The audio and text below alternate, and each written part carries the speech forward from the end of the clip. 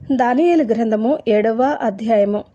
బబులోను రాజగు Belshazzar యొక్క పరిపాలనలో మొదటి సంవత్సరమున దానియేలునకు దర్శనములు కలిగెను. అతడు తన పడక మీద పరుండి యొక్క కలను కని ఆ కల సంగతిని సంక్షేపముగా వివరించి వ్రాసెను. దానియేలు వివరించి చెప్పినదేమనగా, రాత్రియందు దర్శనములు కలిగినప్పుడు నేను తేరి చూచుచుండగా ఆకాశపు నలు దిక్కుల నుండి సముద్రం మీద గాలి విసురుట నాకు కనబడెను. అప్పుడు 4 మిక్కిలి గొప్ప జంతువులు మహాసముద్రంలో నుండి పైకెక్కెను. ఆ జంతువులు ఒకదానికొకటి భిన్నములయ్యుండెను. మొదటి సింహమును పోలినది, కానీ దానికి పక్షిరాజు రెక్కల వంటి రెక్కలుండెను.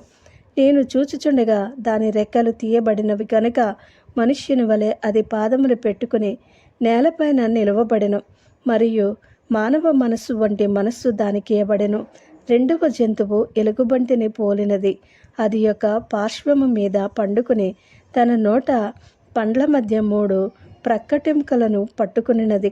కొందరు లెమ్ము, విస్తారముగా మాంసము భక్షించుము అని దానితో చెప్పిరి. అటు పిమ్మట చిరుతపులిని పోలిన మరి ఒక జంతువును చూచితిని. దాని వీపున పక్షి రెక్కల వంటి 4 రెక్కలుండెను. దానికి 4 తలలుండెను. దానికి ఆధిపత్యమియ్యబడెను. పిమ్మట రాత్రియందు నాకు దర్శనములు కలిగినప్పుడు నేను చూచుచుండగా ఘోరమును భయంకరమునగు 4వ జంతువు ఒకటి కనబడెను. అది తనకు ముందుగా నుండిన ఇతర జంతువులకు భిన్నమైనది. అది మహాబల మహాత్యములు గలది. దానికి పెద్ద ఇనుప దంతములను 10 కొమ్ములను ఉండెను. అది సమస్తమును భక్షించుచు తూత్తునీయులుగా చేయుచు మిగిలిన దానిని కాళ్ళ క్రింద అనగా ద్రొక్కుచుండెను. నేను ఈ కొమ్ములను కనిపెట్టగా ఒక చిన్న కొమ్ము వాటి మధ్యను లేచెను. దానికి స్థలమిచ్చుటకై ఆ కొమ్ములలో 3 పెరికివేయబడినవి. ఈ కొమ్మునకు మానవుల కన్నుల వంటి కన్నులను, గర్వముగా మాటలాడు నోరును ఉండెను. ఇంకా సింహాసనములను వేట చూచితిని. మహావృద్ధుడొకడు కూర్చుండెను. ఆయన వస్త్రము హిమము వలె ధవళముగాను, ఆయన తల వెంట్రుకలు శుద్ధమైన గొర్రెబొచ్చు వలె తెల్లగాను ఉండెను. ఆయన సింహాసనము అగ్ని జ్వాలల వలె మండుచుండెను. దాని చక్రంలో అగ్ని వలె ఉండెను.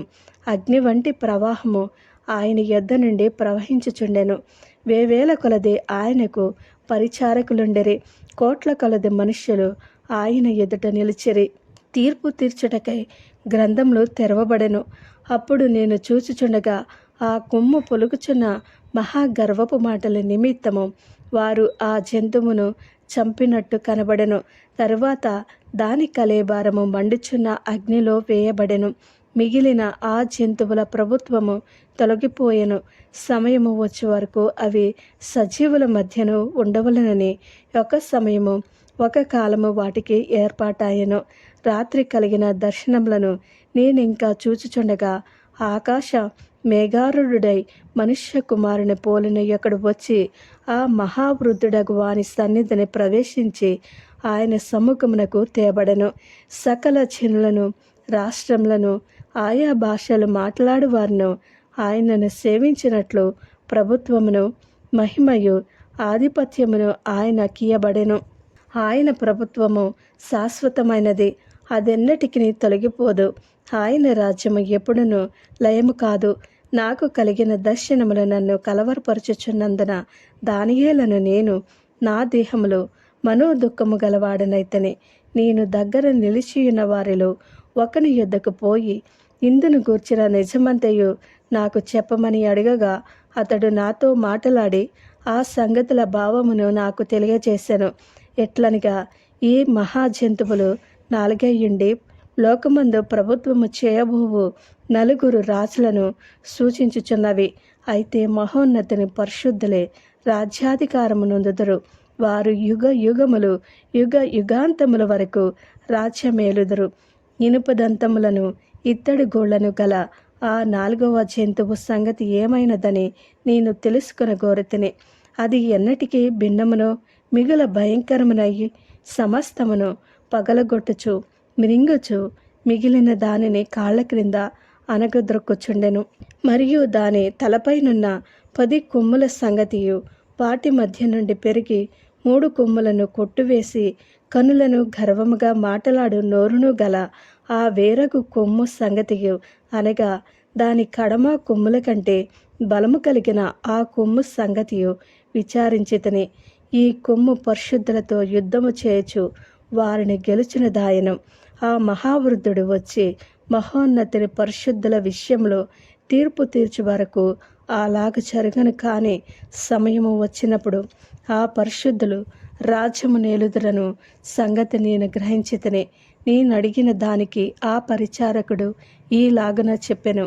ఈ 4వ జంతువు లోకములో తక్కిన ఆ 3 రాజ్యములకు భిన్నమగు 4వ రాజ్యమును సూచించుచున్నది. అది సమస్తమును అనగదొరుకుచు పొగలగొట్టుచు లోకమంతయు భక్షించును. ఆ 10 కొమ్ములు ఆ రాజ్యము నుండి పుట్టబోవు 10 మంది రాజులను సూచించుచున్నవి.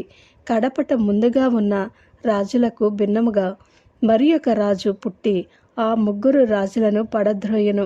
ఆ రాజు మహోన్నతునికి విరోధముగా మాటలాడుచు మహోన్నతుని భక్తులను నలుగగొట్టును.